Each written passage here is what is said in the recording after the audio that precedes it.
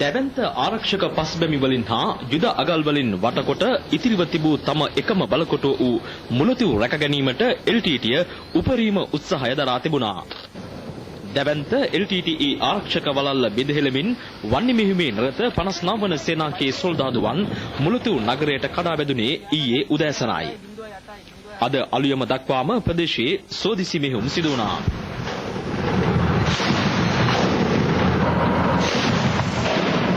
නන්දිකඩාල් කලපුව ඔස්සේ උපායශීලී ක්‍රියාන්විතයක නිරත වෙමින් මුලතිව් නගරය අත්පත් කර ගැනීමේ අවසන් ප්‍රහාරය දියත් කළේ 593 වෙනි බලසේනාවයි. මුලතිව් යුද හමුදාවට අහිමි වූයේ 1996 වසරේදී.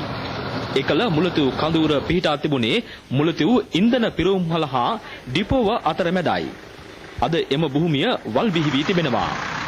1996 දී මෙන්ම 1990 දී මුලතිව් කඳවුරට LTTEන් ප්‍රහාර එල්ල වුණා. අපි එදාලා මුලතිව් අපේ ළමයි මේ සීජ්ජලා හිටියනේ.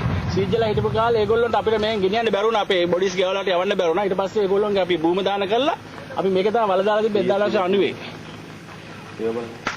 මුලතිව් හමුදාවට අහිමි වීමේදී මෙම කඳවුරේ තිබූ බර අවි රැසක්ද LTTE අතටපත් වුණා.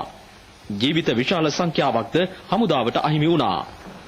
එතෙන් සිට නැගෙනහිර මුහුදු සීමාවේ LTTE ප්‍රධානතම මෙහෙයුම් මර්මස්ථානයේ වූයේ මුලතිව් ප්‍රදේශයයි. මුලතිව් නගර මැදයේ පිහිටා ඇති මෙම ටෙලිකොම් සංනිවේදන කුල්න පවා LTTE යොදාගෙන තිබුණේ සිය මෙහෙයුම් කටයුතු සඳහායි.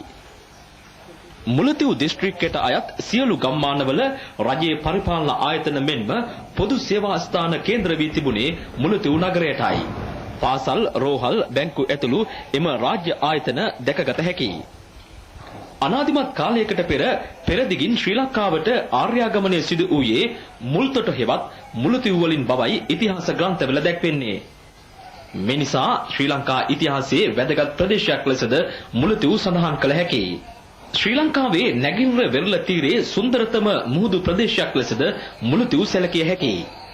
එහෙත් ඉකුත් වසරවල මුලතිව් සිට චලේ දක්වා එම මුහුදු තීරය LTTE සිය මුහුදු කොටි බලකායේ පුහුණු කිරීම වලට යොදාගත් ප්‍රදේශය වුණා.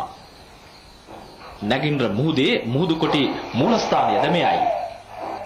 LTTE මුහුදු කොටි සමාජිකයන්ගේ ප්‍රධාන අනුස්මරණ ශාලාවද පිහිටා ඇත්තේ මුලතිව් නගර මැදෙහි. මුලතිව් අත්පත් කර ගැනීමේදී LTTEට සිය බලකොටුව පමණක් නොව ජීවිත විශාල සංඛ්‍යාවක්ද අහිමි වූ බවයි හමුදාව පෙන්වා දෙන්නේ. LTTE ඉතිරිව තිබූ ප්‍රධානතම මරමස්ථානය මුලතිව් ප්‍රදේශයේ බලය යුද හමුදාව මුළුමනින්ම තහවුරු කර ගනිමින් වසර 13කට පසුව මුලතිව් නගර මැදයේ සිංහ දජය එසවෙන ඓතිහාසික මොහොතටයි මේ සූදානම් වෙමින් පවතින්නේ. මුලතිව් දිසාපති කාර්යාලය අභියසදී මුලතිව් මුදාගනු ලැබූ 59 වන සේනාංකයේ සේනාංකාධිපති බ්‍රිගේඩියර් නන්දන උඩවත්ත මහතාගේ ප්‍රධානත්වයෙන් මෙම කටයුත්ත සිදු වෙනවා.